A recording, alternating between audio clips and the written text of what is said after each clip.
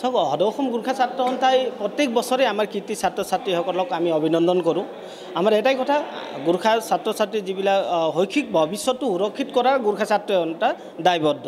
তো সেই উদ্দেশ্যে আমি প্ৰত্যেক বছৰে আমি অভিনন্দন কৰোঁ। আজি এই বছৰ আমি যিবিলাক আমাৰ যোৱা বছৰ APSC ক্ৰেক কৰিছে 22 জন আমি পাইছোঁ। এতিয়া এনেতো 34 জন নহয়, আমাৰ ইয়াত 22 জন আহিছে।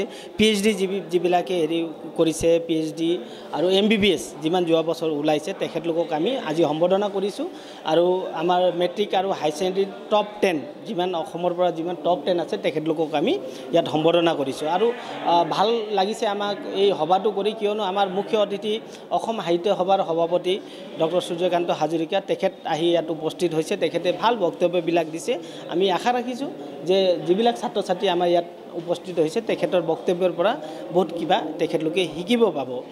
আৰু এটা কথা স্পষ্ট হয়, অসমৰ সকলো জাতি জনগোষ্ঠীৰ ল'ৰা ছোৱালীয়ে পঢ়িব লাগিব।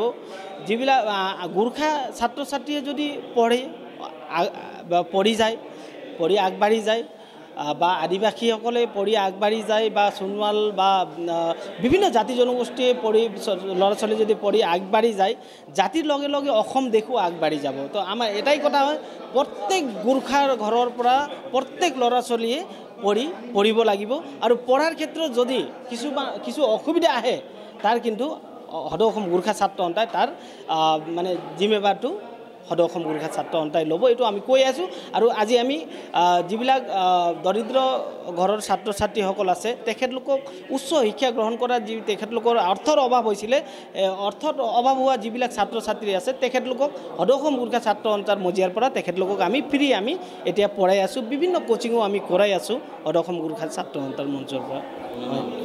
নুমল চেত্ৰী, সদৌ অসম গোৰ্খা ছাত্ৰ সন্থাৰ সাধাৰণ সম্পাদক।